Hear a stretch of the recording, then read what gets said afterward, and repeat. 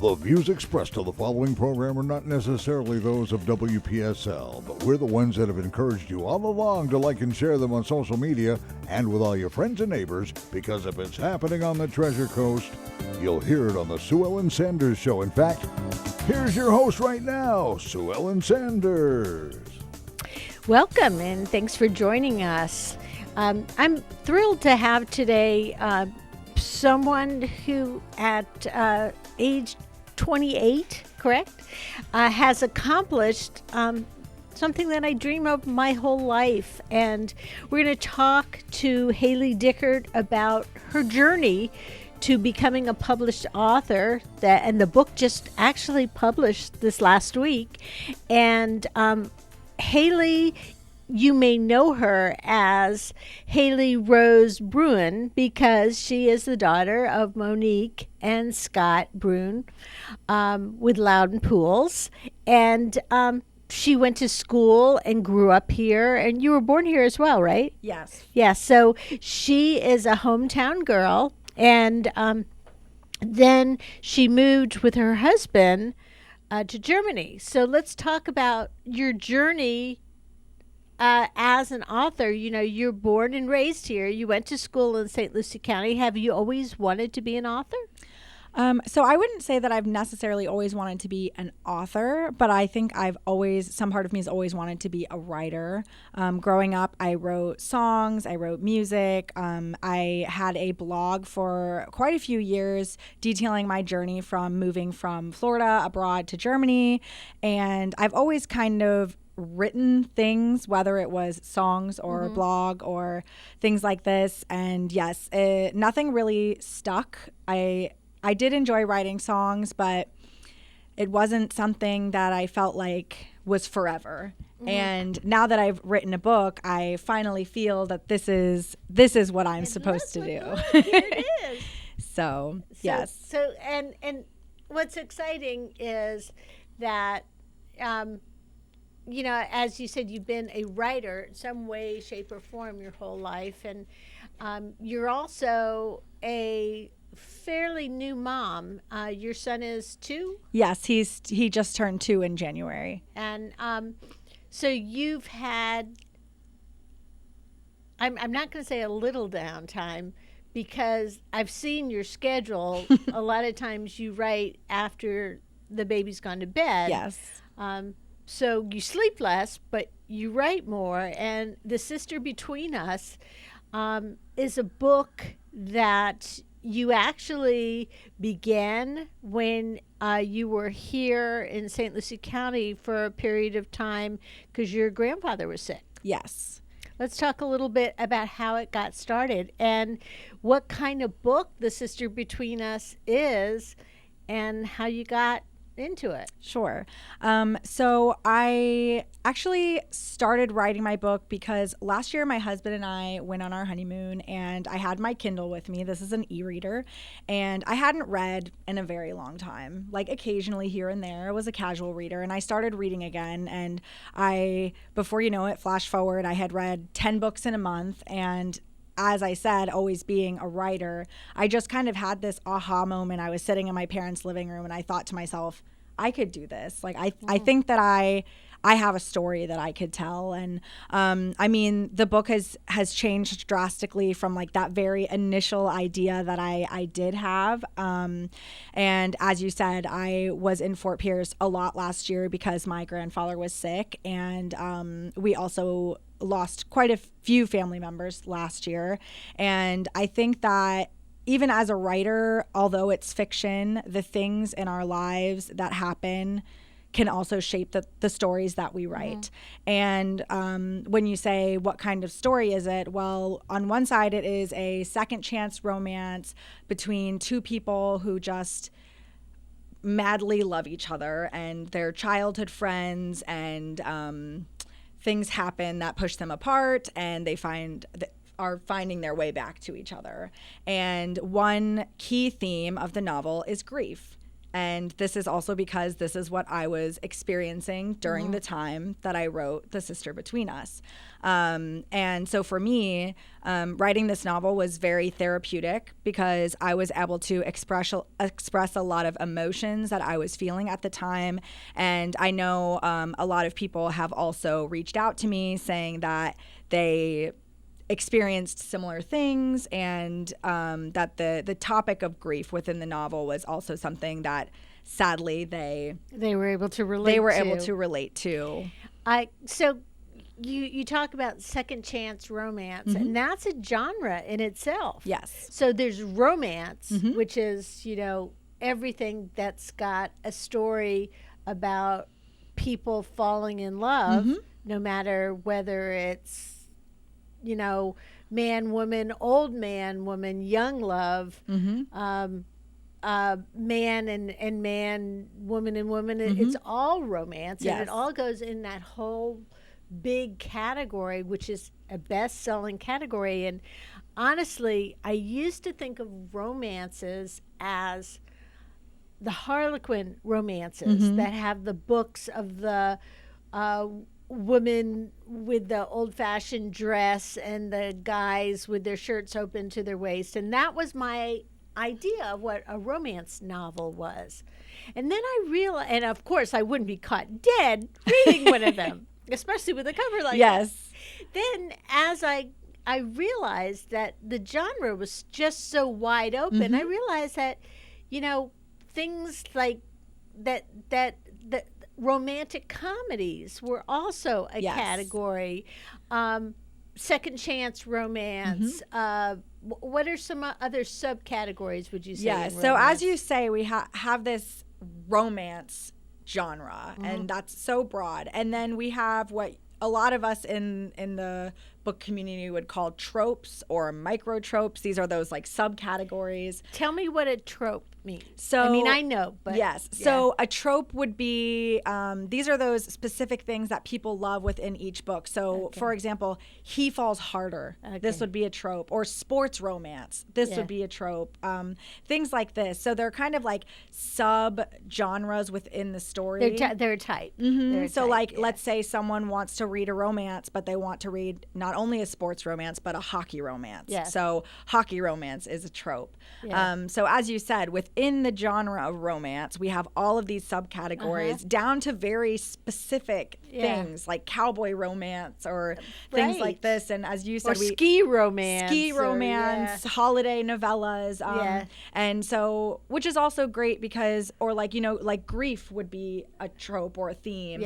I don't like to really say trope, but that would be like a theme. And the great thing is, especially for people who love to read, they can find something exactly specific to the situation that they're in life. And I'm even in quite a few groups on Facebook where people will come and say, I was at the grocery store and I ran into a man that had tattoos all over his arm and something like this, and can I have book recommendations? And people are sharing book recommendations of these very specific situations. And it's just very interesting to see like how it's evolved and how like even the internet is helping the book community to grow and things like this. And you can find anything at all. I've seen some very wild requests, and there's always people that say this is exactly the book you're looking for.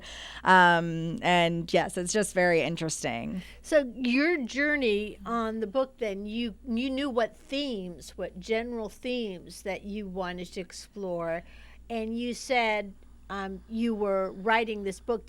Did you look to find an agent, or did you look?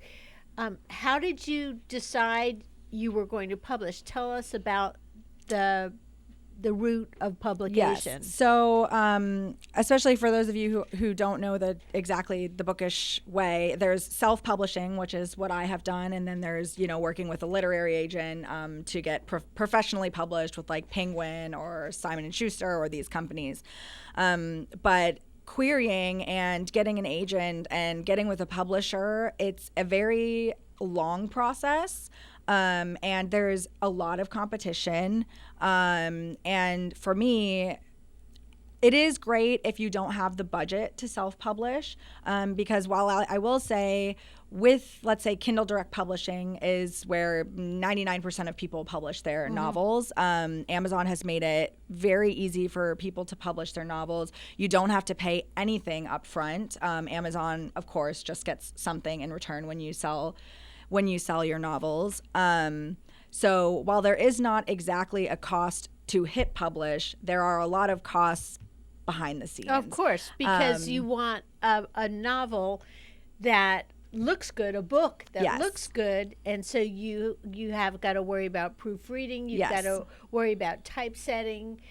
You've got to worry about the look in general. And let's talk just a little bit more about publication too, because one of the things about writers who want to be published is, if you want to be published in what used to be the general way, then they want somebody with experience. Yes. So, I mean, I could see how that's true, because if you're applying for a regular job, people are going to say, well, show me your resume. Yeah, show me your resume, show me your experience.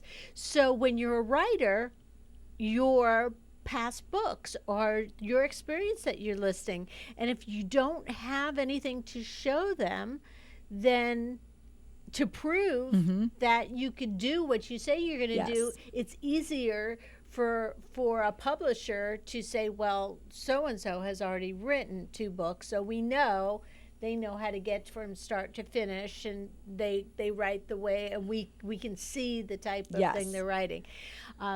So self-publication is, I mean, just in that area alone, there's a lot of different ways you can do that too.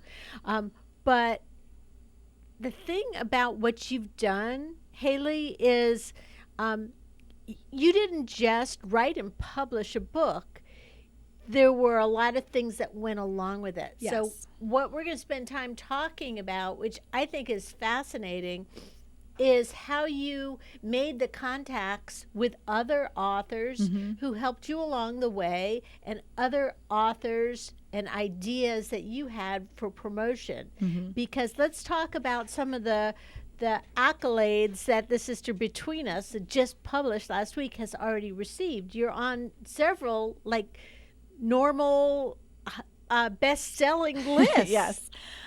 So within 1 day, I was in the Amazon top 100 in over 8 countries. And a big part of this, like you said, attributes to marketing and having people out there who were excited for the book to come out, who were willing to promote it and happy to promote it. And also, the Sister Between Us hit over 1 million page reads on Kindle Unlimited this week. This is a subscription service from Amazon that allows readers to read as many books as they want in a month, and authors get paid per page read. Okay, so if people are reading the entire book, then that's going to be, I'm going to the I know 387 page reads. Yes. So do you divide the million by 387 for people who've read the whole book So to get actual readers, or how does that work? So for the people who've read Kindle Unlimited, they consider the ebook, it's a few pages different. It's 382 pages. Yes, I knew you'd know.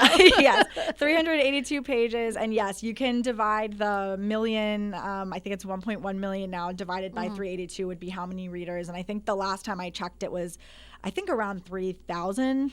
I don't know the number off the top of my head. Considering it just released. Yes. It released April 4th. So within, I think it took about 3 weeks, and 3,000 readers, and that doesn't include the ebooks or the paperbacks. So it's definitely, for a debut novel, overwhelming. How did you prepare for this? I mean, what were some of the ideas you used from the very beginning? And let's talk too about how other people, maybe some people you haven't even met except for through online and through social media, have helped. So I guess I would say rewind to October. Actually, August, I had started my Instagram and my book wasn't done yet, but I had decided I was going to start my social media as I was continuing to write my book, because if you wait until your book is released to start, you're preaching to an empty audience. Right. So I was also reading a lot. So I started my author Instagram and I was posting not only teasers about my book, but also about other books I was reading.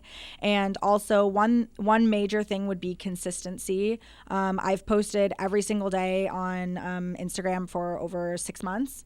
And it doesn't always have to be a new post. You could sometimes I post, repurpose content, use the same quotes but just change the background. Or sometimes I've even used the same exact video and a different sound or things like that. Just to freshen it up. Yes, just to freshen it up a little bit. And I mean, my main social media that I have found to be successful was Instagram. My novel is considered, we have the romance and then we have those subgenres. So mine would be considered the new adult genre, which is mostly targeting ages 18 to 30. And of course, that doesn't mean no one else can read it, but the age of the characters is 18 and then 26. People like to read about themselves. Yes. They not necessarily the stage themselves, of life that the they're stage in. of life that they're Yes. in, very much so. So, and as we said, it's a second chance romance, which means that they have a second opportunity to be in love or fall back in love. And so it details their journey from 18 all the way to 26. And I'm 28, so I found it easier to put myself in this mindset of these characters. And for me, selling a novel that's for new adult ages 18 to 30, the majority of people ages 18 to 30 are using Instagram, TikTok, and I mean, of course, you still have Facebook and YouTube, and even Pinterest can be a very great place to promote. But because of the specific age group that I'm targeting, Instagram has been very successful. And the main thing is consistency, posting every day. And although you don't have to share your face, there are actually quite a few authors who use pen names and they don't show their face for one reason or another, and they are successful. What I found worked best is just to come on, share stories, be authentically yourself. And this is something that people tend to connect with, and it helps you to grow faster. And as you said, to find those people who are willing to support you, and, you support them, they support you. And one of my favorite things that I always say is that authors aren't competition, we're coworkers. And if we would all think that way, we would all get a lot farther, because readers, yes, of course, you have those people who read 1-2 books a year, and that's great for them, but they're probably going to Target or Walmart and picking up those traditionally published books, and there's nothing wrong with that. But for indie authors, it's a lot harder to get out there. And if you work together, I can share with my following, if you liked my book, here's another indie author you might be interested in. And if you work together, this is really a great way to help spread the message. And it's like anything, if you help me, I can help you. And just that authenticity, I think, is something that is really helpful in that market. And your reels that you create, you use pictures. Where do you get the pictures, and how do you decide in your head what your characters are going to look like? Yes. So one thing that I do as I'm writing my books is I create Pinterest boards, and I'm like pinning inspiration. Oh, that's interesting. Yeah. So I'm pinning inspiration of my characters and like what I think they look like. And the more that the story comes to fruition, when you really define those eye colors and hair colors, and being able to like see images of real people like really helps you visualize it. And it's funny because actually, if you would say like the fan cast of my book would be, there's a girl, her name is Abigail Cohen. She's a actress and a redhead. And the guy, his name is Danny Griffin, would be Jake. And they're actually dating in real life, which is just a coincidence. Yeah. And so, of course, there's like tons of pictures of them. And so did you have to ask their permission or pay for their pictures? Or are they in the public most domain? of the images are in the public domain, yes. So this is a, I would say, a tricky subject because there's a lot of people that would say you should only use stock photos, and then there's a lot of people who say that there's images out there that are public domain. I'm not a legal expert. I only know what I have done so far. So I would suggest that everyone do their own research and choose how they want to move along. So which came first, your description of them or the pictures that you found of these real people? So for I'm currently writing a second novel, Return Policy, and just for the second book, I will say I started the Pinterest boards before I started writing the characters. However, Sophia, my female main character from my second book, was in The Sister Between Us, so I had already a little bit of a mental picture. She was the little sister. Yes, but this is her own story. Yes, this will be her own story. But for The Sister Between Us, because it was my first novel, and I had no idea what I was doing, just to be honest. When I started writing The Sister Between Us, I had never written a book before. I didn't know the process. I've read a lot of books, and I've learned everything like over the past year. But when I started, I just started. And I started writing, and then I can't tell you like the moment that I decided her hair will be red or his hair will be blonde for their book. I truly can't remember. I think there was just a day that I thought, okay, I wanted her to look, it's usually she has dark hair or blonde hair or the standard colors, and of course there are also book characters with red hair, but I feel like it's a little more unique. So this was just something I wanted her to be a little bit more unique because, like we say with these reels, my reels from them stand out a little bit more because there are not so many characters having red hair. So this was just something, when you think about marketing and branding, like things that are going to set your characters apart from other characters. And of course, there are plenty others out there with red hair, but that was just one little thing. Yes. Yeah. And like going back to the self-publishing route and like picking the tropes and things like this. One important thing is, yes, you want to write the story that you want to write, but I have a bachelor's in business administration. So one thing for me was, if I'm going to write a book, I'm going to write to market. And that was a big thing that the book communities talk about regarding making money, is writing to your market and seeing what people want to read. So let's travel back just a little bit farther than when you started creating the Instagram to go with the book you were writing, to the book communities. Did you start to contact other people in book communities to find out, you thought, I'm going to start this, I'm going to do this, and with your background in business administration, like you said, you were writing not just a story, but a story that would be marketable. So one thing is, Facebook was something, they have groups there's a lot of groups on Facebook, and there's a lot of writing groups on Facebook. I can share the names of them. Sure, yeah. So one of the very first ones is called Moms Who Write. And it's exactly what it sounds like. It's a group of thousands of women who are also moms who love to write stories or are authors.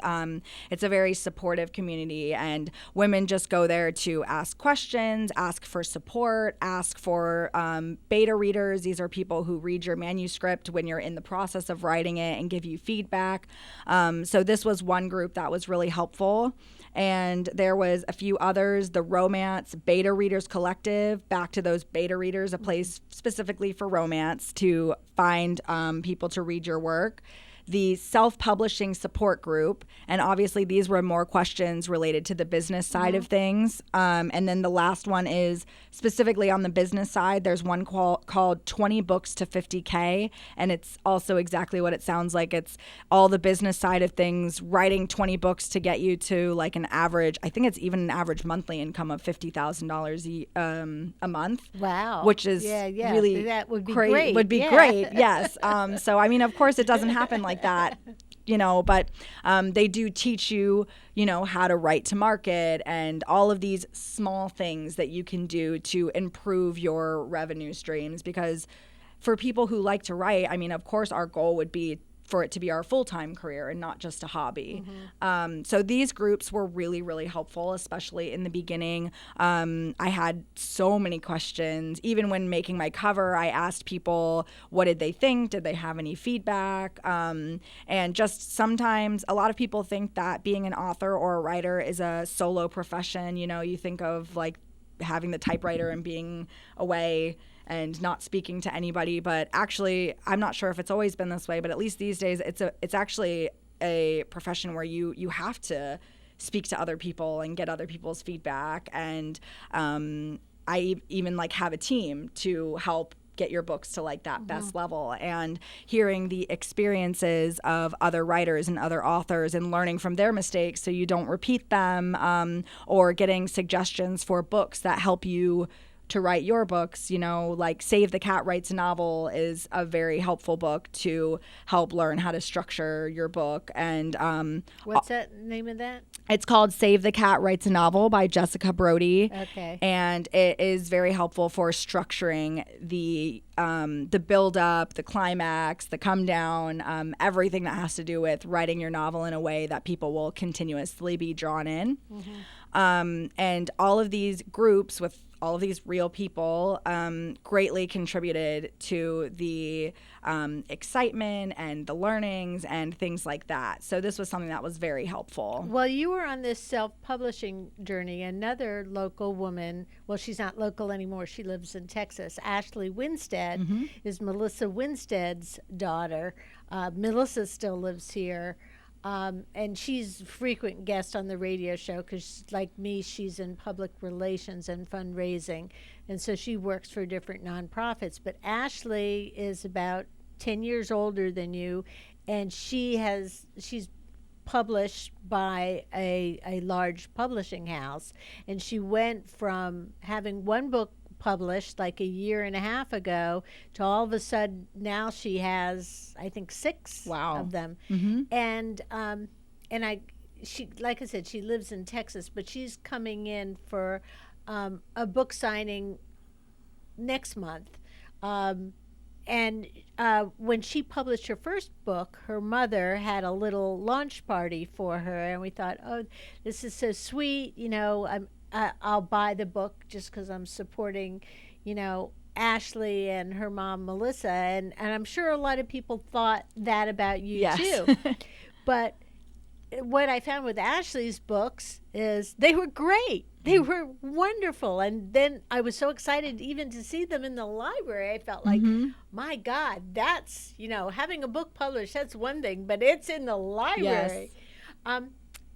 And I tell you this story because there are other people who take different routes to publishing. And another friend of mine that's a local writer, Ellen Gillette, and she wrote romance novels under a pen name, and then just recently came out and said that Ellen Gillette, is actually Emily Sharp, because she wrote the old-fashioned romance novels. So I picked up this book from your mom. I'd actually purchased one, but you were back in the country because Hailey lives in Germany now. Where in Germany do you live? Near Frankfurt. Okay. With her husband and her baby boy, 2-year-old boy. And I knew she was coming in, and I wanted to be able to read the book before I had the radio show, just so I wasn't just saying, oh, I'm sure the book is good. So I knew. And so I had several people at my house when I went and picked up the book. And then so we were all like reading the first couple pages together. And we looked at each other and went, this is good. Thank you. The writing is good. Your English teachers would be so proud of you, because writing a book is not just about the story. Writing a book, you have to have the story, but you also know how to tell the story. And there is nothing more disheartening than when you're writing a book and then in chapter 2 the character is different than chapter 1, and you don't understand the connection from one to another. So you've got your transitions, you've got your proper grammar, you have to have a book with no typos, you have to have a continuing story. There's so much, and you can't do that by yourself. I mean, I know people who are writers who, even when they write a 2 or 3 page article, they ask somebody else to look at it because it's really hard to pick up your own mistakes. Yes. You knew what came out of your head, what came onto your computer or your pen, and so you knew what you were trying to say, so you might not have said it in the most clear way. But this is wonderful, Hailey. Thank you. And I waited till we were halfway through the show.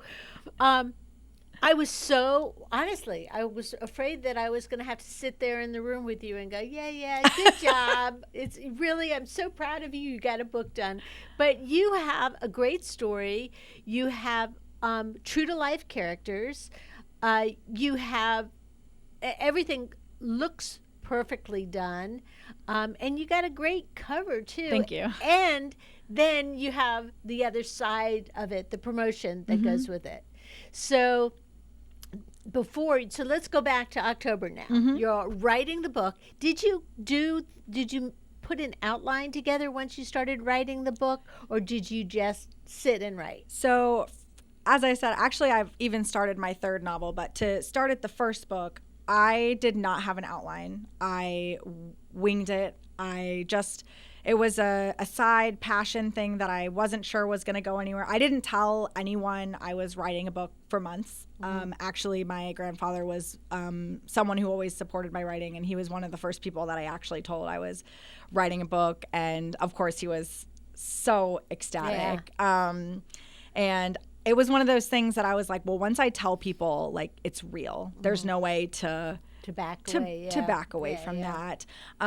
So I didn't have an outline as I was writing, but about, I would say, a quarter of the way through, I had this aha moment that was, if I don't create an outline, I'm not going to get very far, because then you've written a whole book and then you find these massive plot holes, and it's a lot harder to change these plot holes throughout the whole book than in a small outline.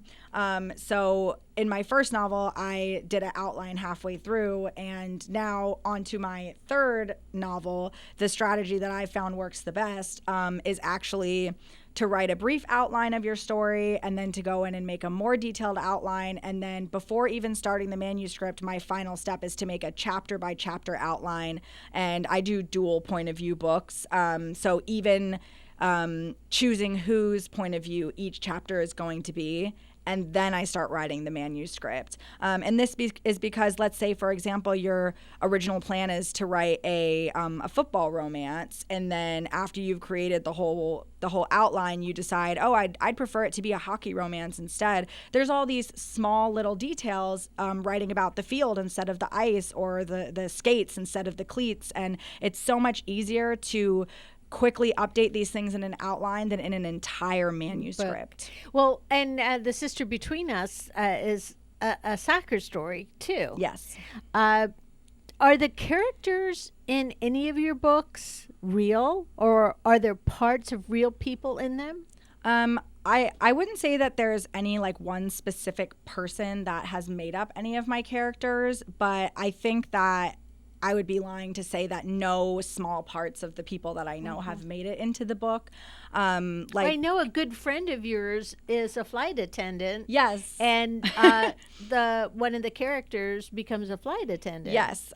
So actually she was even a beta reader for me because I wanted to make sure that the flight attendant things were correct. I don't know if it was intentional or coincidental. It wasn't like I thought I want to put her in my novel, but it was like her life did give inspiration to parts of this. And so shout out to Megan LaShawn. Shout out to Megan LaShawn.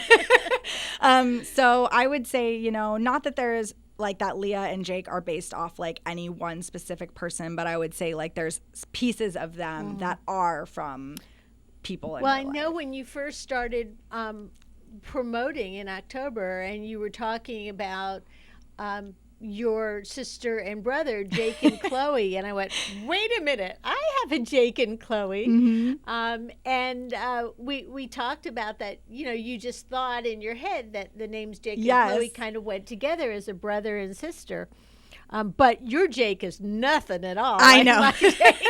And, it's also very possible that there was this subconscious part of me when I was thinking about brother, sister, Jake, that Chloe popped up, because although I don't, I did do drama with Jake, and I didn't know Chloe very well, but I knew of them as siblings. And so one name kind of went together. It's possible. I don't really know where the names came from, and I think it's it's even like reading or things in your life, they make it into your stories, whether consciously or subconsciously. And like there's a scene, it's at the very beginning, it's not really a spoiler. There's a scene of the kids taking a bath in the Florida Keys, like when they're very young. And when we had, Hurricane Gene, or I don't know. Gene and Francis, yes. the 2004 So ones, back then, there was no AC. My dad sent me and my mom and our neighbor and her kids down to the Keys. I mean, we were all girls, and there was a huge jetted bathtub in the room, and they made us a bubble bath, and this is just So that was a memory that popped up. And although it is different in the book, there's differences, that was something from my life, a memory that inspired something. And I think that while a lot of things are of course fictional, there's also these beautiful memories, or sometimes even bad memories, that you have that you utilize in your writing for one way or another. And as you traveled through the story, did you go back? I mean, was it difficult chapter by chapter when you went back to try to change things? Was it difficult to do that editing piece, or did you go to beta readers right away as you had chapters completed? So basically, the process, and maybe I'll talk about the process that works rather than the process I necessarily did right away. But what I found is the best is, so writing your first draft, and don't edit as you write, because this really, really hinders the process. Just try to keep moving forward and finish that first draft, because the only thing a first draft has to do is exist. It doesn't have to be good. It doesn't have to be publishable. It literally just has to be there, because you can't edit a blank page. Right. So as long as you consistently move forward, you can finally finish this draft, and it's not going to be good. I don't know. I know a lot of authors, and I don't know a single author that has said that their first draft was publishable. Because the thing is, this is actually one of my favorite times of a writer, is when you can just let your imagination run, and you don't need to rein anything in. You don't need to find the perfect way to say anything. Just write the story that's coming and make it all the way to the end. And then once you finish that first draft, give yourself a couple days or a week or a few weeks. People, they say take a break, and then go back in with a red marker and mark it up. And then this is where you can really edit and improve things. And basically, I edit until I feel that I've gotten to the story to a place that I can't make it any better. And then this is when I bring in my beta readers. Okay. Or you can also hire a developmental editor. And this is someone who comes in and talks about the plot of your book. And if there's any plot holes, if there's good character growth, not line editing to exactly how sentences are said, but just making sure that your actual story is in a good position, and giving you feedback, because then after that, then you can go in and say, how should I specifically say each sentence? So that's kind of the process that I found works best, is writing that first draft, editing that first draft, and getting it into a place that I know that it's not perfect, but it's good enough to bring those beta readers in, or that developmental editor in. One of the things that I've struggled with as I retired last year and tried to start to write was both point of view and also how much time to spend writing in detail at one place and time, and how to move the story along.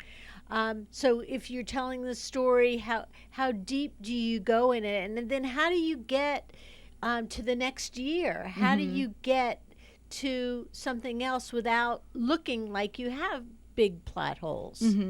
I mean, one big thing is editing. So for The Sister Between Us, actually, I think at one point it was over 100,000 words, and it's around 95,000 now. But this is from adding and cutting and adding and cutting. And there were a lot of scenes that I wrote during my first draft that were eventually taken out because they didn't move the plot. Did it break your heart to take them out? Broke my heart. They're like your little babies. Yes, in there was a those scene words. that I wrote it and I rewrote it 3 times. I changed the location of the scene to a different room, rewrote it again, and then in the very end we scrapped it. And I mean, I had spent probably a week, like at least, of time on this, and it is painful. But do you save it somewhere? Maybe you could use I do. that scene I do have it else? somewhere. Yeah. Like there are scenes, like there, for example, there used to be a scene from Will, the dad from The Sister Between Us. There was like a point of view scene from his perspective.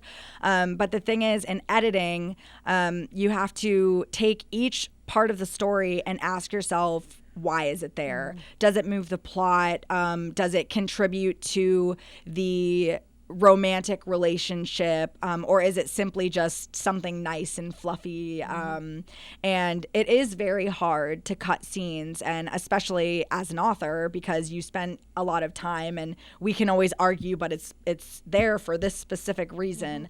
But as I said, it comes down to, is it relevant for the plot? Because if you have too many things in your story that aren't plot relevant, people get bored because they're also curious, what is this leading up to?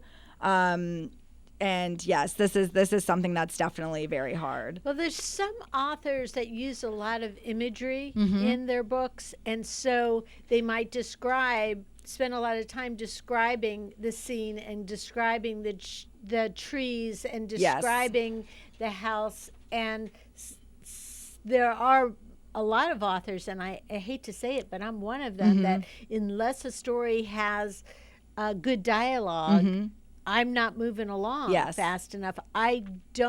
Sometimes I'll read a book if it's a good book, but sometimes I just skip that stuff.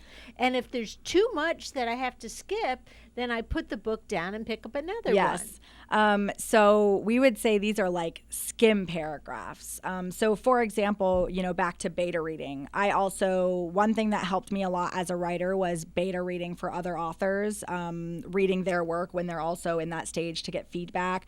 And as you said, I had a author friend who she was very descriptive heavy, and she had a scene where they were all having dinner, and I think she took almost an entire page describing what the room looked like.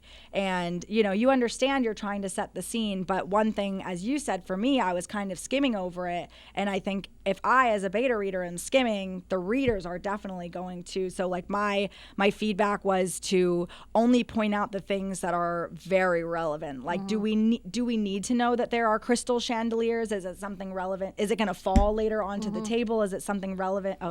Relevant to the story.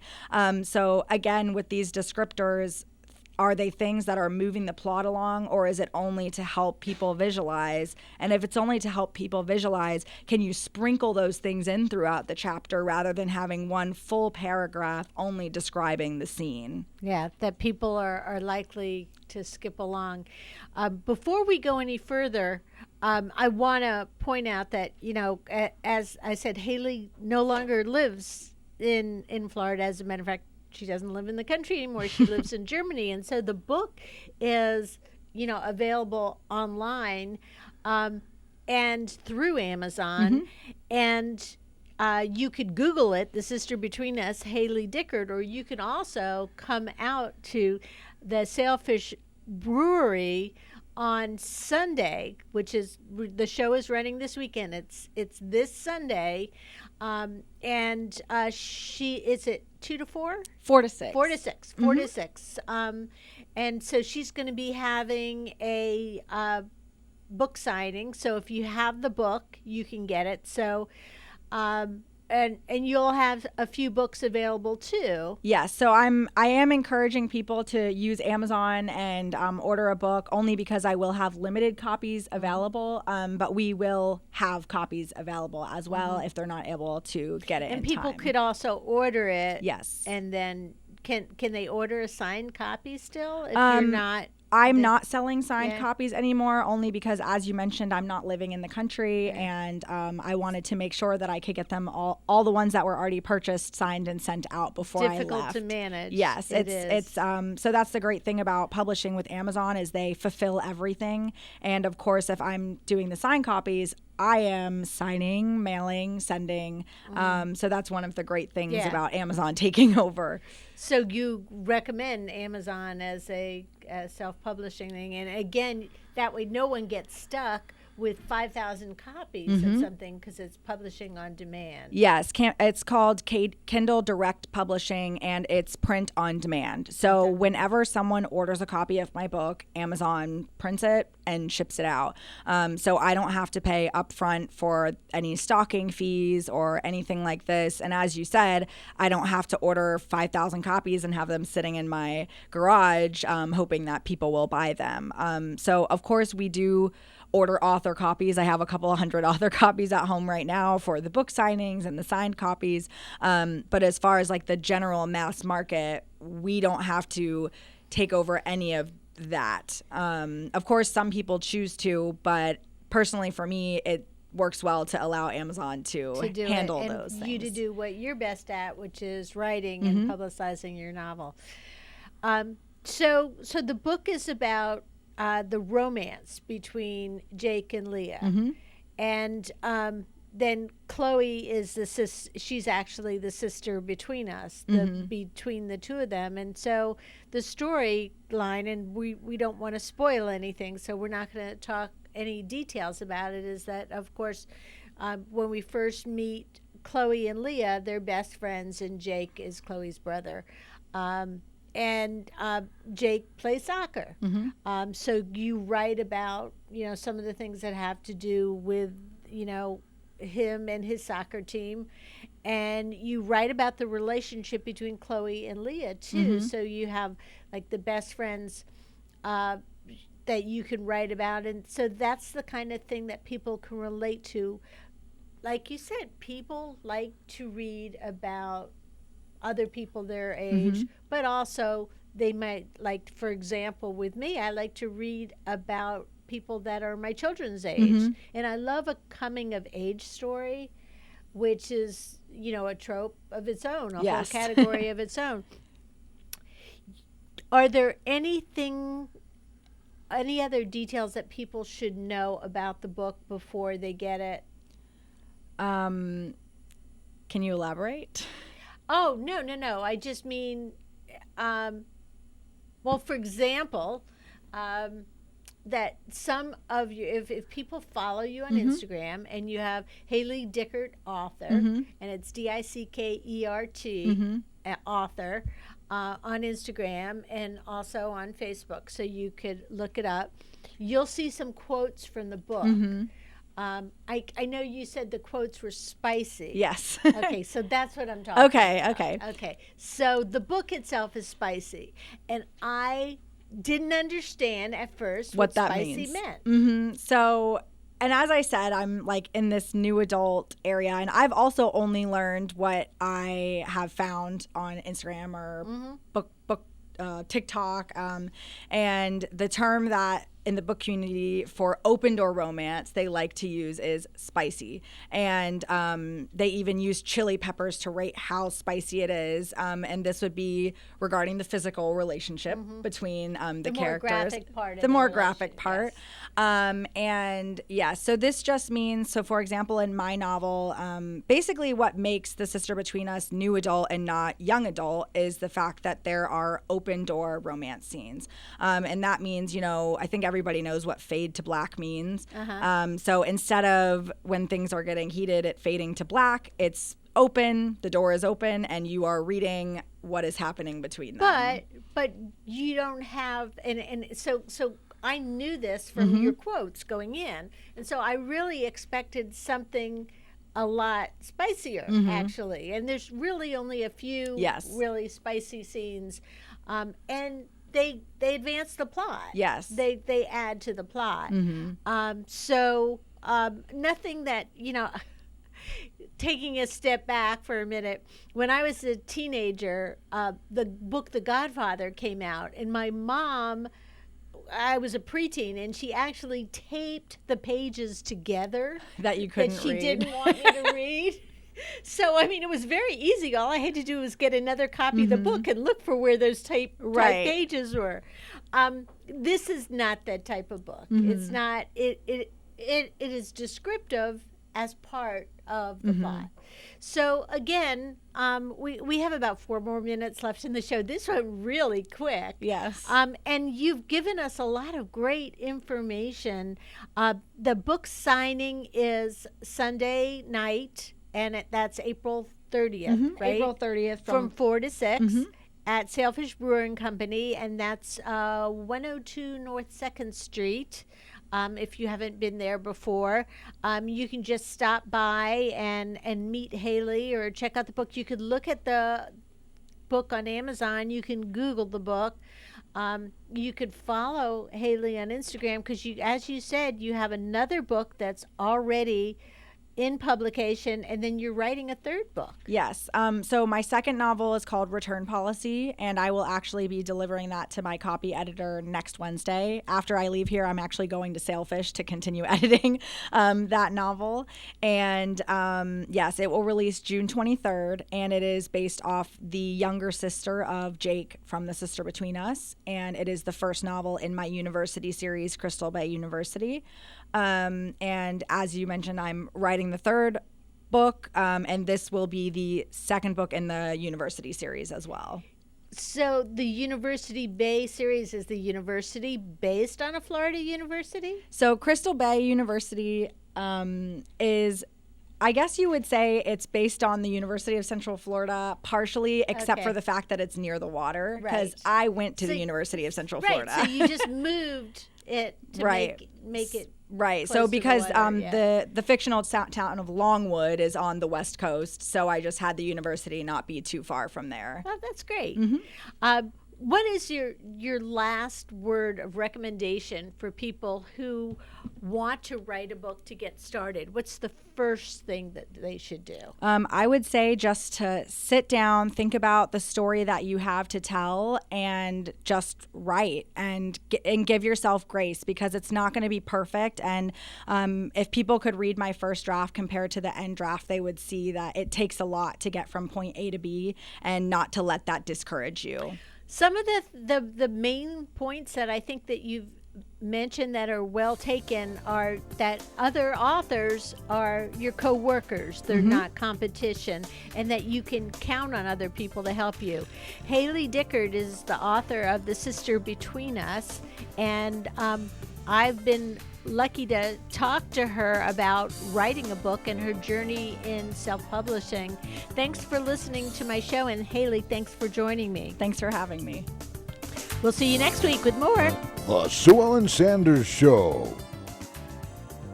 Saturday and Sunday mornings about 7:05 a.m. Look at the schedule at WPSL.com.